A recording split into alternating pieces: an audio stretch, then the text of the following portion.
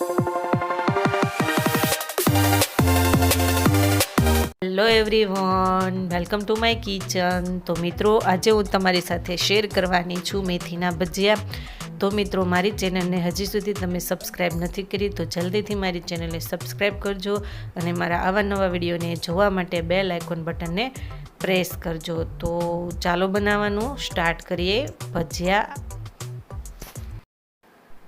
તો મિત્રો, તમે જોઈ શકો છો કે મેં અહીંયા બેસનનો લોટ લીધેલો છે તૈયાર પેકેટનો, અને અહીંયા 2 થી 3 વ્યક્તિને થાય તેટલો મેં લોટ લીધેલો છે। અને ધાણા મેથીને મેં વોશ કરી અને લીધા છે 1 બાઉલ જેટલા।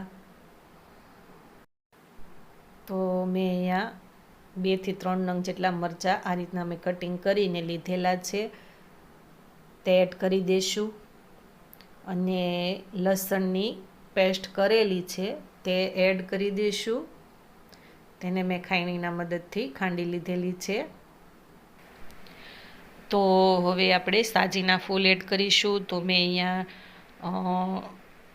1.5 ચમચી જેટલા સાજીના ફૂલ આપણે એડ કરી દઈશું।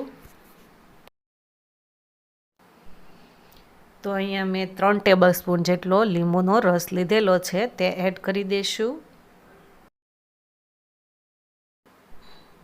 તો હવે તેને સારી રીતના મિક્સ કરી લેશું।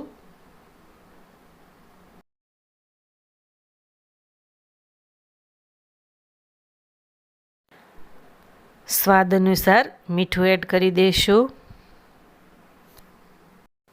તો હવે આપણે થોડું થોડું પાણી એડ કરતા જઈશું અને આ રીતના મિક્સ કરતા જઈશું। અને આપણું ખીરું છે તે બહુ ઢીલું પણ નહીં અને બહુ જાડું પણ ન રહે, એનું આપણે ખાસ ધ્યાન રાખીશું।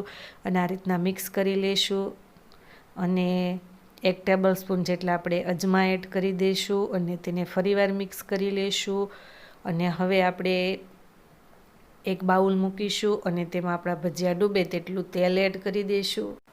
તો આપણું જે તેલ છે તે આવી ગયું છે અને તેને આપણે આ રીતના ભજીયા પાડી લઈશું નાના નાના, અને જેટલા સમય તેટલા જ આપણે ભજીયા પાડીશું। અને તેને 2 સાઈડ આપણે 1-1 મિનિટ સુધી ચડવા દઈશું અને આપણે ગેસની ફ્લેમ છે તે આપણે લો રાખીશું।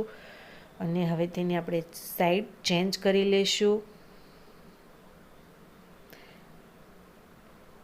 અને તેનો રંગ આપણે બ્રાઉન કલરનો થવા દઈશું। તો આપણા ભજીયા છે તે બ્રાઉન રંગના થઈ ગયા છે અને તેને આપણે ઝારાના મદદથી તેને લઈ લઈશું એક પ્લેટમાં।